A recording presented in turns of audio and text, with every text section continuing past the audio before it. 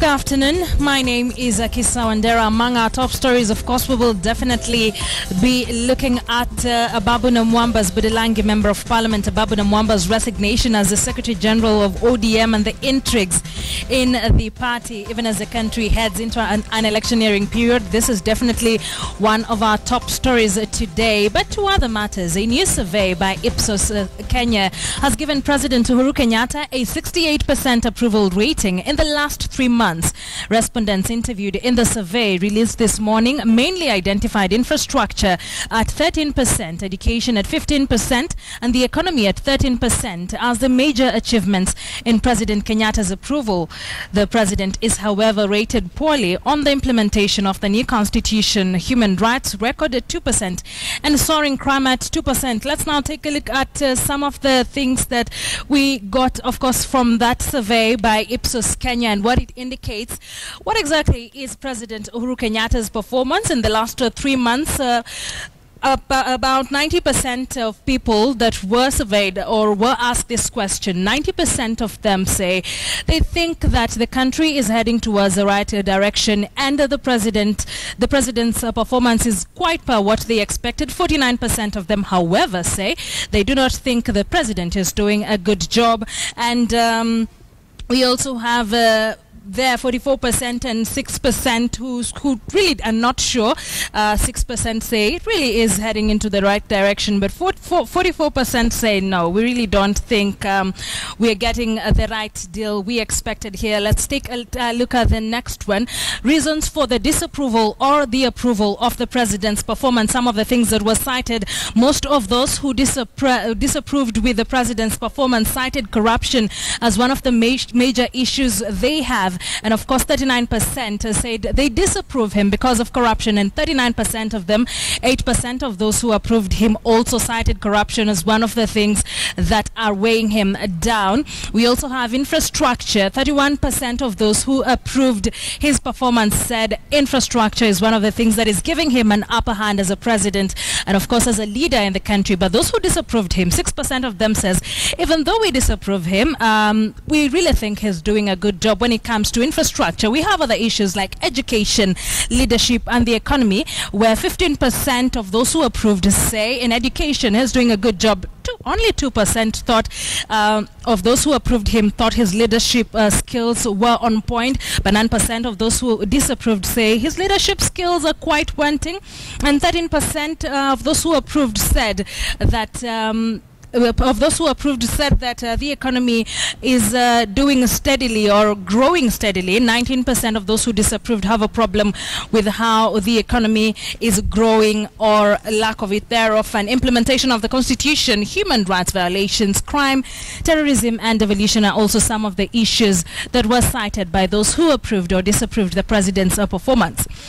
All right, let's now take a look at the rate of confidence or the levels of confidence that Kenyans have in institutions and the public office holders. Definitely starting with President Uhuru Kenyatta, 73% of the people who were surveyed said that they have a lot or some confidence in President Uhuru Kenyatta, with 26% saying they have only a little confidence or no confidence at all. Let's take a look at his second month. That's the Deputy President, William Ruto. Only 59 people said they have a lot of some confidence in Deputy President William Ruto. 39 said it's only a little or no confidence. Of course, also you can see the Cabinet Secretaries, the Attorney General, and the national government there not getting the huge numbers when it comes to levels of confidence.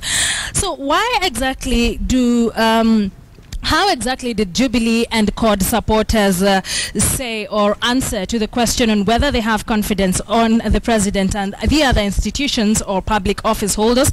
72% of Jubilee supporters said they have confidence in President Uhuru Kenyatta. Only 13% of CORD supporters said they have confidence in the president. When it comes to the deputy, only 58% of Jubilee supporters. Take a look at the numbers, from 72 to 58 from President Uhuru Kenyatta, of course, to his deputy William Ruto. Only 6% of CORD supporters think that or have confidence in Deputy President William Ruto. Cabinet Secretaries, the Attorney General, the national government in general. Let's take a look at the national government. Only 33% of the Jubilee supporters have confidence in the in the national government, and only 7% of CORD supporters have confidence in the national government. All right, let's finish up with a question that was posed on whether they really think the country is heading towards the right direction. And they had a total of 276 people who were asked this question. 26% said the country is heading towards the right direction. 60% said the country is definitely heading towards the wrong direction. 11% said neither right nor the wrong direction. They're not quite sure. And the 3%, of course. But let's take a look at the Jubilee supporters and the kind of answers they gave. 41% of the Jubilee supporters in the country say the country is headed towards the right direction. 43% of the Jubilee supporters say the country is headed towards the wrong direction. 12% and 3% not too sure about whether they think the country is heading towards the right direction or not. And of course, CORD supporters, as expected, 82% think the country is not headed towards the right direction, and only 9% say the country indeed is headed towards the right direction. Of course, a survey has indicated there by Ipsos Kenya will definitely be bringing you more information about the same. But let's move on. The Kenya Medical Association has condemned the recent unexplained killings in Kenya, terming it as a threat to not only the legal profession but all professionals in the country. The association has called on the government to expedite investigations and prosecution of the case involving the deaths of lawyer Willie Kimani, his client Josephat Mwenda, and the taxi driver Joseph Mwiruri. The association has pledged its support, to the Law Society of Kenya and other organizations involved in seeking justice. It is a constant presence of mind that when there's law and order, medical practitioners will carry out their work diligently. It behoves of all professional associations to take a leaf out of this, because the very fabric of professionalism has been shaken. Next time to be an engineer, we had a lawyer, and previously doctors suffered similar fate. We think this country, therefore, should own its own professional community. We also require the state to take the following actions: to undertake to improve the security of all Kenyans in order to provide a conducive and healthy environment for economic productivity; to undertake to provide adequate security to all professionals serving Kenyans in their professional capacity. Residents of Syokimau area of Mavoko constituency, Machakos County, yesterday raised down a section of the Syokimau administration police post, apparently destroying crucial evidence needed in the case of the death of lawyer Willie Kimani, his client Joseph Mwenda, and taxi driver Joseph Mwiruri. According to police, boda operators demonstrating over the death of the three took their rage too far and burnt down parts of the station, destroying evidence in the process. The residents are now holding a meeting that they had invited the Inspector General of Police, Joseph Boynet, to chart the way forward. Our reporter, Timothy Utieno, is in Syokimau and now joins us live for more updates. Many thanks for joining us on Newsdesk. Timothy, good afternoon. This meeting between the residents and the Inspector General of Police, Joseph Boynet, what exactly do we expect to come out of it? Well, this is seen as a meeting that is expected to give explanation for the events that have been taking place in this administration police camp in Syokimau over the last few days.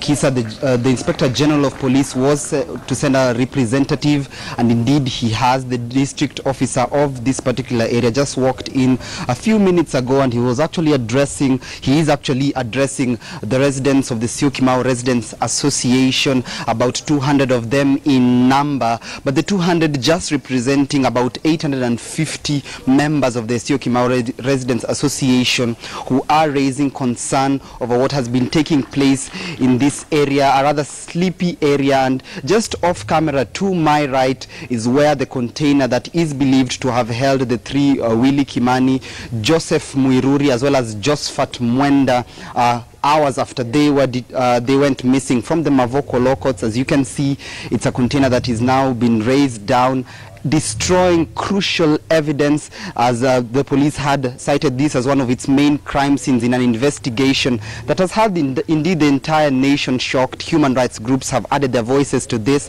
and Akisa, you'd expect that with these latest developments, at least this area would be cordoned off by the police. It's an area that has already received a lot of interference, considering this is one of the key main areas that could assist in finding answers over the deaths of the three. It has not been cordoned off.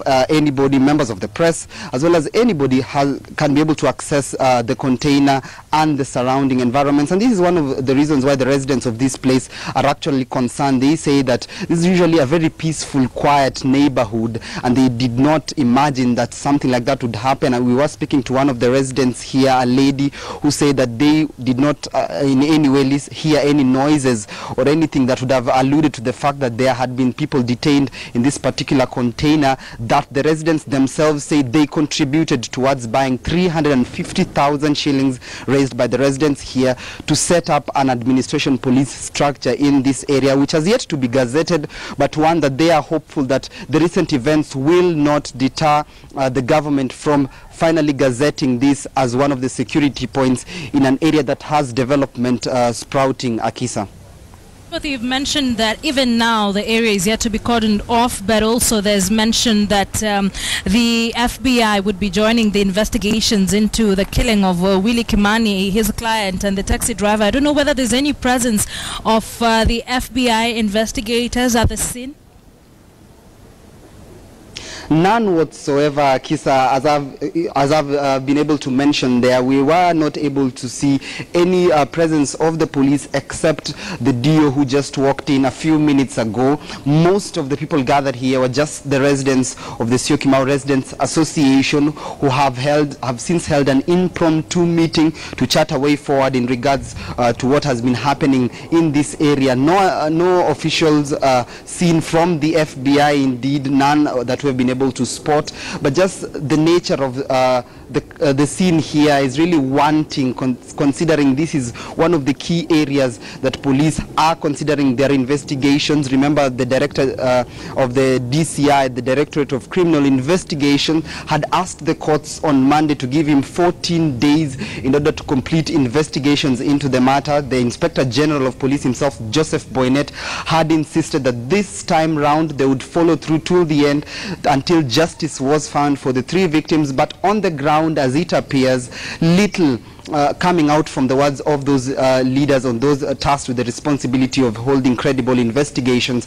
And hence the reason the residents here decided to sort of hold a gathering to chart a way forward. Of course, most of them were condemning the activities that took place yesterday by the border operators who burnt down the container just right behind my cameraman there, but of course insisting that this goes a long way in interfering with the evidence. And really most of the residents, their mood was that perhaps this would dent the investigation process, and perhaps justice may not be found after all, but still most of them, some of them clinging on to hope that indeed justice will be found. But as we arrived here, we did not spot any FBI officials. Akisa. All right, thank you very much, Timothy, for giving us that update. Definitely we will be joining you later on for more, even as you go in to listen to what the DO will be telling the residents of Syokimau. Timothy Otieno there, definitely joining us from Syokimau. But now let's shift focus to matters politics. Budelangi Member of Parliament Babu Namwamba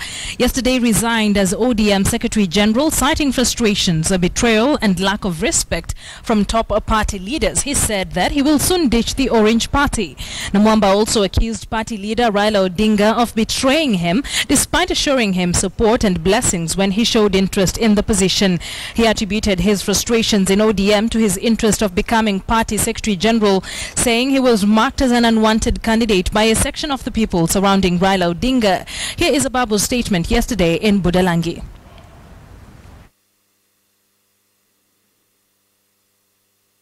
Mimi ninatii amri vile mumeamrisha. Tayari nimeitisha kikao cha wanahabari pamoja na wenzangu, ambapo rasmi uamuzi wetu leo utawekwa peupe. All right, that there has been the subject of discussions in very many quarters, especially on the social media. That resignation that really did not come much as a surprise, because there had been a number of hints from the kind of utterances that have been made there by Budalangi Member of Parliament Ababuna Mwamba. Yesterday's resignation has seen a lot of people come in to comment, pundits weigh in on the issue, of course, and we are expecting to be joined by the Chief Executive Officer of Accord, that is Norman Magaya at I&M or our City Centre studios. Will definitely be speaking to him in a bit on the ODM wars, even as we are seeing a kind of maybe we are about to witness a Luhya leaders walkout staged from the ODM. You remember the country is definitely heading into an electioneering period. This is a time when leaders are seeking to realign and position themselves to be in the right party, so to speak, when the country heads into elections in 2017. So Ababuna Mwamba's resignation from the Secretary General, of course, comes a few days after Paulo Tuoma also resigned as the Vice Chairman of ODM, citing that they are just cosmetic leaders in the party. Later on, remember, we're going to be joined by the Chief Executive Officer of CORD, and that is Norman Magaya, to weigh in on the issue of Babu's resignation as the Secretary General of ODM. But for now, let's take a short break. Do not go too far. We still have a lot lined up for you on KTN Newsdesk.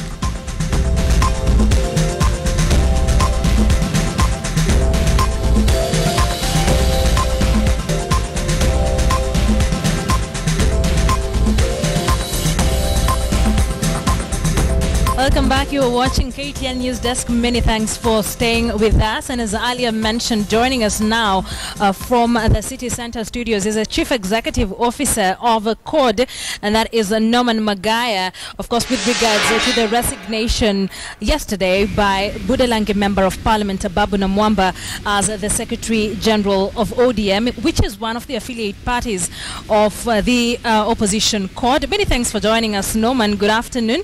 Good afternoon, Akisa. All right, definitely straight into it. You saw what happened yesterday in Busia, and it came a few days after ODM Vice Chairman Paulo Tuoma also stepped down or resigned from this position.